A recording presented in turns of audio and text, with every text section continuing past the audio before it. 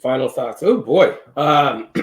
Pertaining to what we talked about today, I would definitely say, um, be the father that you did. That if you didn't have one, be the father you want to be. Discipline your kid. Be the right dad. Do the right things. Lead by example. Um, you know, some are more fortunate than others. You know, so I would say guide them in the right direction.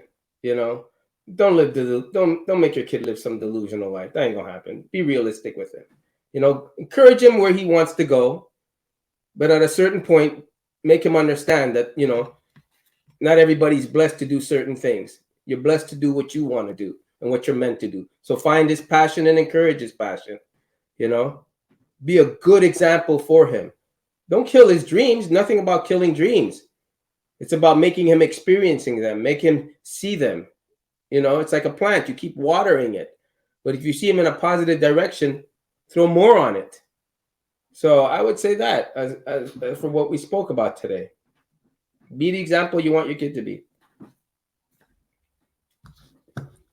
Wake up, Antonio.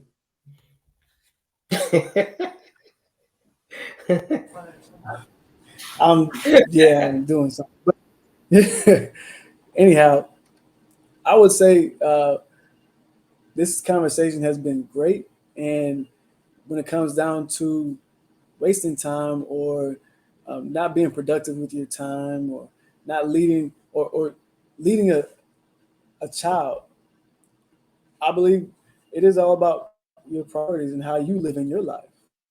And what is your goals? What is your dreams, your aspirations? Are you doing anything about them?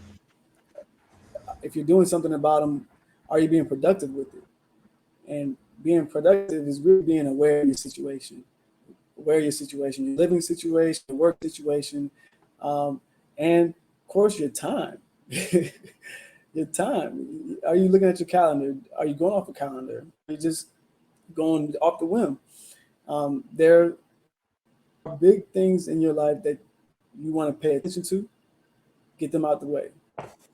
If that takes time, focus on that. That's what's going to take time.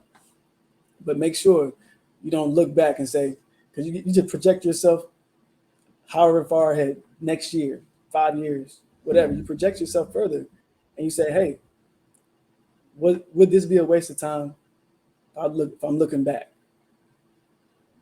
That's my biggest thing. You look at your kids the same way. Would this me being angry about this, or me talking to him about this, or would this be a waste of time, a waste of energy, a waste of mindset? Because you can waste away your mindset by being angry, and you lose so much time. So please just be mindful of those things. Project yourself, your future self, your future self. That's all I got. Hmm. What should men be doing with their time? I think I said this earlier. I think the best way, especially if you're young, this is something that we were never taught when we were young.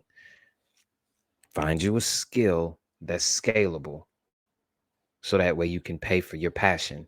Or if your passion is a skill that can be scalable, pursue that and do not allow anyone to put their limited mindset on your goals because they are your goals. Do not expect people to understand what you're doing.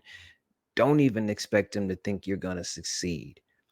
But if you can find something that you love to do, that you would do for free, but people will pay you to do it, go do that. You'll be better off in the long run. That's my final thought. So my final thoughts is going to be very simple. Everybody kind of gave their book plug tonight, so I want to give mine because I think this kind of helps to create the understanding that I want to speak on. And so the book that I have for this evening is "The Obstacle Is the Way" by Ryan Holiday. And as you can see, the subtitle is "The Timeless Art of Turning Trials into Triumph." This book is all about talking about certain people from historical references and how they took adversity and turned it into triumph. And I think that's the thing that we have to do. So, to my brother Tyrone Reed, again, I think that's a good point of reference because what should men be doing with their time? One of the things I believe, as you can see behind me, is that they should themselves should never lose the desire to learn. You should be a lifelong learner. You should be continuing to sharpen this thing right here, especially as we get older, because this right here is the most valuable weapon that you have, or the most valuable resource. I'm not going to say weapon. It's the most valuable resource that you have. I know when we were younger, we thought we were bulletproof and we can run like the $6 million man. For those of you who are old enough to understand that reference, um, but I think that's the key because with a sharpened mind, you can actually be that person that your child really needs you to be, not the person that you think you're supposed to be. And I think that kind of helps to shape the reality for me. And I want to go back to it again. For me, I think the key that I wish I understood earlier is that again, I get to create the blueprint for other young men to emulate. Now I think I'm doing that now as a mentor. Shout out to my brother Antonio because I think it's just awesome. So from that point on, now you can steer them in the direction of setting goals, right? Setting a vision for their life and setting goals or milestones to meet in order to achieve that vision. You can get to the point of helping them to develop a plan, like we talked about, to reach those milestones, so forth and so on. And again, help them to understand that it's okay to celebrate accomplishments. I think that's important to understand. I think a lot of times what we tend to do is we get so fixated on the fact that we got this task and this task and this task, and we become so task oriented that we forget to be human. So help them to appreciate the human experience as they're going through it. And I think for me, you got to get to the point to where we don't continue along the line of task accomplishments because again, one of my favorite sayings that I'm saying a lot more these days is you have to remember to be a human being, not a human doing. Wow. Everything that they said. I mean, what men should be doing.